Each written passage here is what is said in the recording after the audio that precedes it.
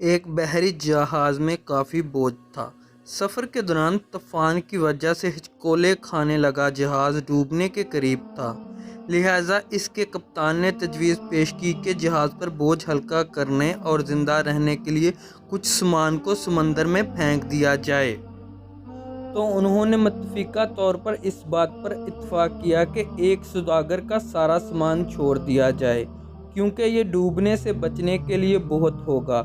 جس تاجر کا سامان پھینکا جانا تھا اس نے اعتراض کیا کہ کیوں اس کا ہی سارا سامان پھینکا جائے، اور اس نے تجویز پیش کی کہ سارے تاجروں کے سامان میں سے تھوڑا تھوڑا پھینکا جائے تاکہ نقصان تمام لوگوں میں تقسیم ہو اور نہ صرف ایک شخص متاثر ہو۔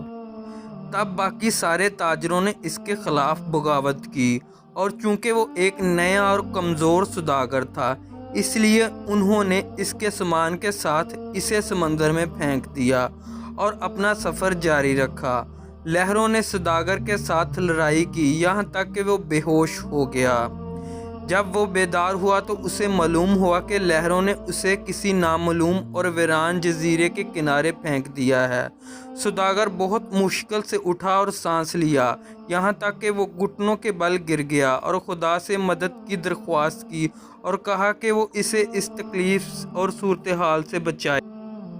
کئی دن گزرے۔ اس دوران تاجر نے درختوں کے پھل اور خرگوش کا شکار کر کے گزارا کیا اور پانی قریبی ندی سے پیتا، اور رات کی سردی اور دن کی گرمی سے اپنے آپ کو بچانے کے لیے درخت کی لکڑی سے بنی ایک چھوٹی جھونپڑی میں سوتا۔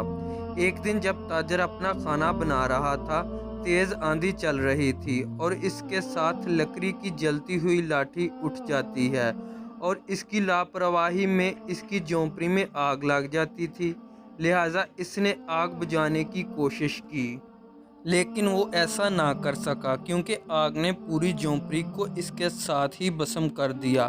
یہاں سوداگر چیخنے لگا، کیوں رب، مجھے غلط طریقے سے سمندر میں پھینک دیا گیا اور میرا سامان بھی ضائع ہو گیا، اور اب تو یہ جھونپڑی بھی جو میرا گھر ہے جل گئی ہے اور میرے پاس اس دنیا میں کچھ نہیں بچا ہے اور میں اس جگہ پر اجنبی ہوں۔ یا اللہ، یہ ساری آفتیں مجھ پر کیوں آتی ہیں؟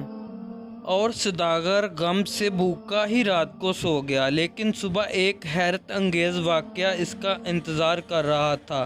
جب اس جزیرے کے قریب پہنچنے والا ایک جہاز ملا، اسے بچانے کے لیے ایک چھوٹی کشتی سے اتر رہا تھا، اور جب سوداگر جہاز پر سوار ہوا تو خوشی کی شدت سے یقین نہیں کر پا رہا تھا، اور اس نے ان سے پوچھا کہ انہوں نے اسے کیسے ڈھونڈا اور اس کا ٹھکانہ کیسے جانا۔